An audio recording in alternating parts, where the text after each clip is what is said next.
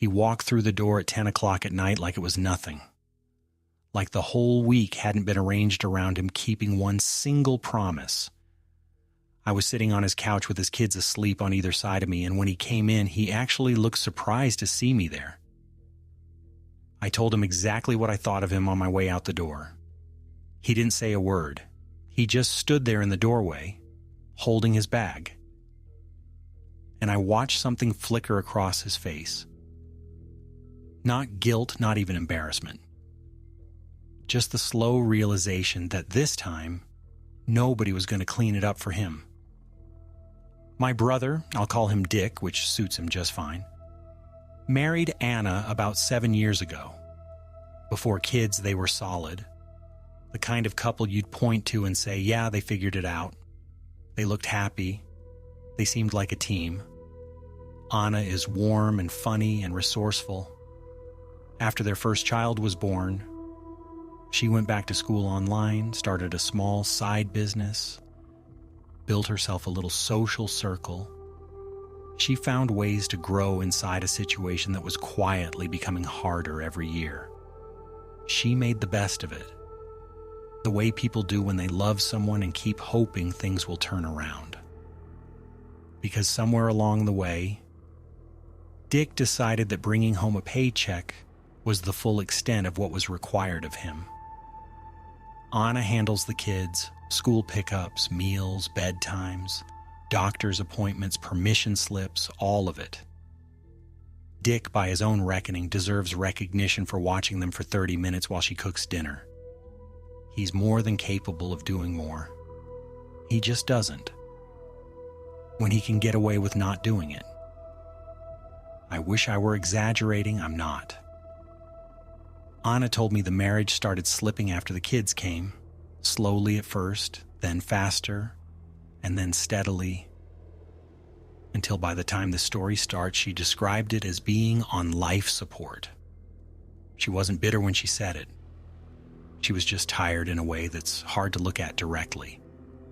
She had planned this trip for months. Her group was holding a convention nearby, and Anna decided to do a staycation.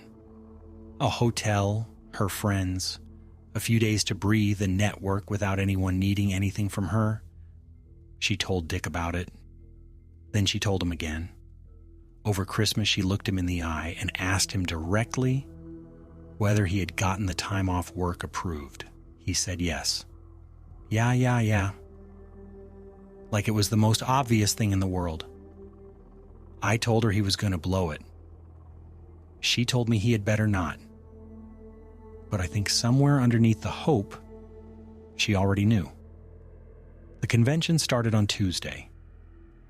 In the week leading up to it, Anna did what Anna always does. She made sure everything was in order. Not for herself, for the kids, and for Dick. She prepped meals and labeled every container in the fridge. She organized the kids' clothes by day, laid out in their rooms so there was no guesswork. She printed out a full itinerary, school schedule, after-school activities, bedtimes, the works. She found their regular babysitters, confirmed their availability, and left their contact information somewhere easy to find. She did every single thing a person could do to make a week run smoothly in her absence. Every possible obstacle removed. All Dick had to do was be present. That was the whole job. He texted her Tuesday morning, emergency at work, so sorry. It was going to be a long day. And then Wednesday he had to fly out for a business trip. He hated to do this. He would make it up to her. She called me and I could barely make out what she was saying. I've known Anna for years. And I've heard her frustrated. I've heard her sad. But this was different.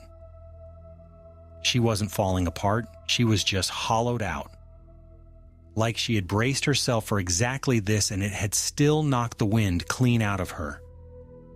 I told her to finish packing, to go pick up the kids from school, bring them to the house, and I would meet her there and stay with the children until Dick got home. She resisted. She didn't want me caught in the middle. She didn't want to cause problems between me and my brother. I told her not to worry about Dick. He and I have never been particularly close, and I did not care at all how he reacted to finding me there. She earned this trip.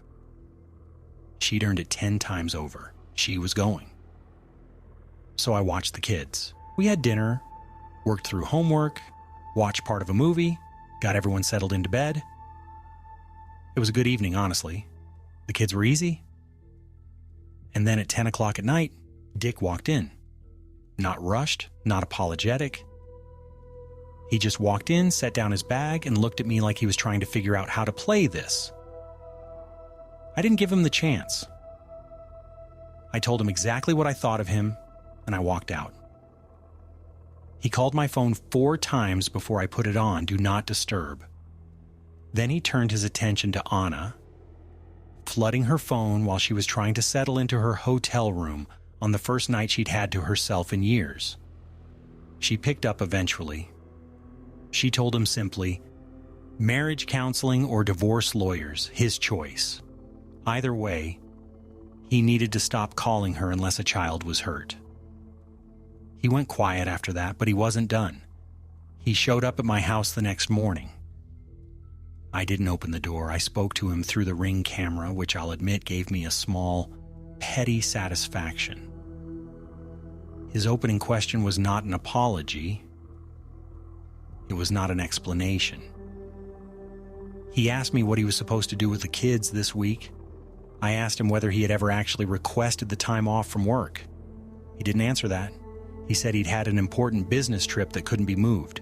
He said Anna was refusing to send him the contact information for their regular babysitters. He asked if I could watch the kids for the week. I told him to get off my property. Because here is what I kept coming back to. Anna left everything, the meals, the printed schedule, the kids' clothes laid out by day. A full itinerary of every single thing those children needed from Tuesday through Friday. She built him a road map and left it on the kitchen counter. The babysitter's contact information was almost certainly in the same folder. And even if it wasn't, any parent who is actually present in their children's lives knows the babysitter's name by heart. He didn't know it because he has never needed to know it. Anna always handled it. His parents stopped returning his calls. Anna's parents stopped returning his calls. No cavalry arrived. The business trip he claimed was so unmovable that he couldn't honor a months-old promise to his wife. Quietly canceled. Anna told me she planned to find out exactly what that trip was when she got home. I think she already had a theory. I think we all did. He was alone with the week he'd created. No one to hand it off to. No one coming to smooth things over, just him and the kids, and the labeled containers in the fridge that his wife had filled before she finally walked out the door. Anna texted me last night. She sounded like herself again, lighter, actually laughing about something one of her friends had said at dinner. The convention is going well. The people around her are glad she's there, and she's letting herself be glad too. It's a small thing, maybe, but it didn't look small from where I was sitting on that couch Tuesday night. Dick is home. He has the labeled meals, the printed schedule, the itinerary his wife made because she knew, on some level she always knew, that she'd have to prepare for his failure in advance. I don't know what happens when Anna gets back. That's not my story to finish. What I know is that she packed her bags, she got in her car, and she chose herself, maybe for the first time in a long time.